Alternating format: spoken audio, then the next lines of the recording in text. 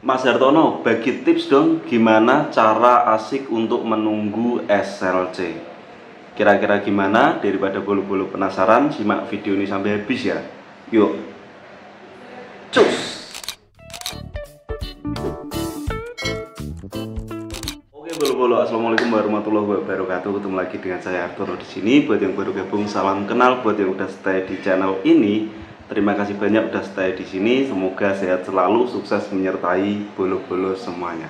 Oke, di video kali ini aku mau membuat video khusus untuk bolo-bolo yang mungkin udah berhasil melalui proses tahapan-tahapan yang panjang setelah mungkin awal-awal mendaftar proses ke Korea, belajar bahasa Korea, terus teriot melalui masa-masa pusing mengerjakan soal hingga akhirnya bolo-bolo ujian EPS topik entah itu dari gelombang 1, gelombang 2 ataupun gelombang 3. Karena nggak dipungkiri di tahun 2023 adalah jumlah kelulusan yang paling banyak sepanjang sejarah. Kalau untuk 2024 ini nanti terbanyak kuota dari Korea, tetapi untuk kelulusan kita masih belum tahu nanti bakal berapa. Dan di sini makanya banyak juga problem yang bahkan berseliweran di medsos, banyak teman-teman yang menanti SLC nggak turun-turun. Terus sebenarnya ada nggak sih tips khusus untuk menanti SLC biar asik? Tips khusus kia nggak ada, semua tergantung orangnya aslinya sih. Lah aku mengarani itu seperti itu. Terus tetapi karena bolo-bolo meminta untuk tak bikinkan tips asik menurut versiku, makanya tak bikin video ini. Disclaimer, video ini tak buat atas dasar asumsi pribadiku dan ini hanya sekedar pendapat. Mungkin bolo-bolo bisa memiliki pendapat yang lain, sah-sah aja. Terus kira-kira gimana caranya mas biar asik menunggu SLC? Gini, tak ceritain flashback ke belakang ketika saya dulu nunggu SLC. Saya itu setelah lulus sama kayak bolo-bolo yang mungkin sekarang juga berhasil lulus. Setelah lulus aku juga biasalah nongkrong suweneng alhamdulillah kayak gitu. Tetapi nggak terlalu bereuforia banget karena waktu itu aku masih dihadapkan dengan sebuah problem. Nanti misal mau terbang ini nunggu nanti butuh duit banyak karena waktu itu butuh sekitar 30 jutaan bolo, yang 11 juta ini untuk LPK, terus yang 20 ini untuk tiket dan untuk lain-lain. Terus aku selama 3 minggu itu ya ngobrol sembari aku mikir ini nanti tak tunggu di rumah pasti jenuh kayak karena aku juga nggak tahu SLC ku ini entah lama atau cepat, aku juga nggak tahu.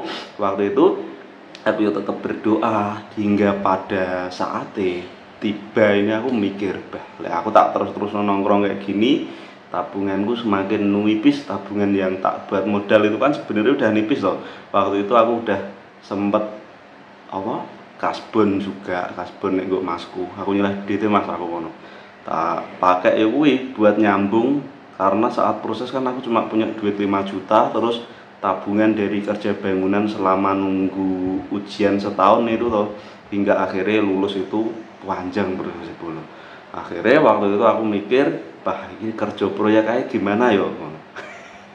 Sebelum kerja proyek, tetapi kita punya sebuah pemikiran, misal aku bersama teman-temanku ini sekitar 4 orang atau 5 orang inilah. Dulu sempat mau buka angkringan, tempatnya udah ada di pinggir sana, pinggir jalan raya, udah mau nyiapin segala macam lah biar nanti menunggunya kayak asik kayak gitu. Tetapi waktu itu gagal soalnya kurang pada serius. Aku sih serius full support effortku wis ugal-ugalan, tapi yang lain nggak yakin. Akhirnya aku memutuskan untuk kerja bangunan. Aku telepon masku, lu mas aku gitu, piye ki ono kerjaan gak ono, aku mah melu kayak gitu. Terus kurang lebih intinya aku mau ikut kerja bangunan hingga akhirnya masku ngomong, lah melu ya melu rene iki nerusno sing biyen. Dan itu adalah proyek yang waktu itu aku nunggu ujian hingga akhirnya ada ujian itu tuh ngelanjutin itu udah finishing.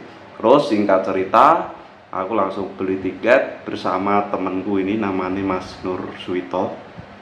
Ini berdua terus berangkat dari Sabtu sore-sore naik sepeda motor gitu diterke sampai terminal. Singkat cerita sampai nenggo proyek hari Minggu, kita nggak langsung kerja leren-leren sih lah, turu istirahat hari Senin nih, dan itulah saatnya baru mulai kerja. Waktu itu aku masih inget banget, aku kerja ngenat nenggok lantai 3 karena kebetulan itu ngerjain ruko 4 atau 5 lantai gitu. Terus aku nenggok lantai 3 itu bersama temanku, tetapi temanku yang Mas Nur ini, dia karena agak gemoy kan, makanya disuruh ngenat itu nggak mau dia. Bah, ngenat ku kesel, wetengku bengkok gitu.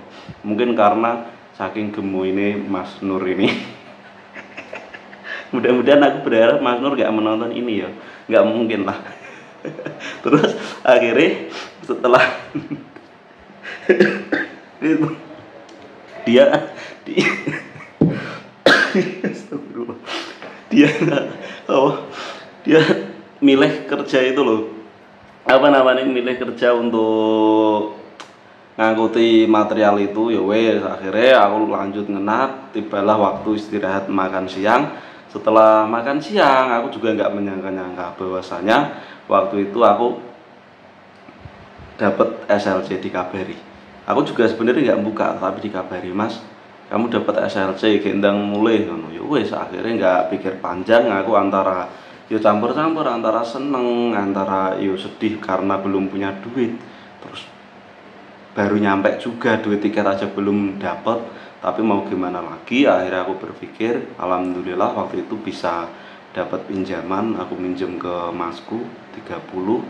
Terus koper juga aku waktu itu juga nyilah dari ponaanku. Koper tak pakai, tak bawa pulang gitu tok, berdua sama Mas Nurswito ini pulang. Terus akhirnya singkat cerita, prelim setelah itu seminggu. Setelah prelim, habis itu langsung 2 minggu dapat panggilan terbang. Jadi intinya untuk teman-teman yang masih menunggu SLC, udah jangan berpikir yang jelek-jelek. Aku dulu juga nggak pernah punya pikiran, meskipun kuota waktu itu kan yang lulus banyak tuh, ada sekitar 7 ribuan, itu termasuk banyak, dan roster juga menumpuk.